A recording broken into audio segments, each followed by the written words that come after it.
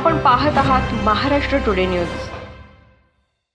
नवी मुंबईतील तुर्भे पोलीस स्टेशनच्या हद्दीत तुर्भे नाका या ठिकाणी एका कंपनीच्या गेटवर प्रसाद भानुशाली सुरक्षा रक्षकाची एका क्षुल्लक कारणावरून त्याची हत्या झाल्याची धक्कादायक घटना उघडकीस आली असून आरोपी मोहम्मद अली याला पोलिसांनी अटक केली असून त्याच्या विरोधात खुनाचा गुन्हा दाखल केला आहे। आरोपी मोहम्मद अली याने मयत सुरक्षा रक्षक प्रसाद भानुशाली याच्याकडे सिगारेट पेटवण्यासाठी माचीस मागितली। मयत भानुशाली याच्याकडे माचीस नसल्याने त्याने नकार दिला। केवळ एवढ्या कारणाने आरोपीने भानुशाली यांच्या डोक्यात दगड घालून त्याला जागेवरच ठार केले। घटनेची माहिती मिळताच पोलिसांनी आरोपीचा शोध घेत त्याला अटक केली।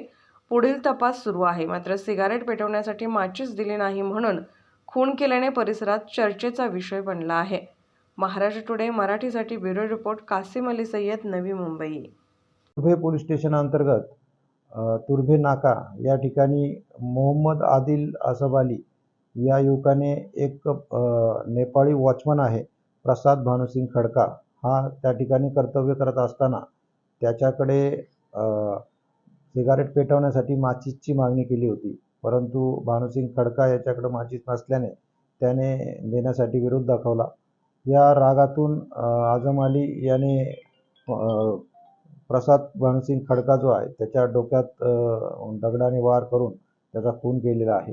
त्याच्यामध्ये आरोपी मोहम्मद आदिल असफ अली याला अटक केलेली आहे। त्याची पोलीस कस्टडी रिमांड घेतलेला आहे आणि पुढील तपास आम्ही करत आहोत।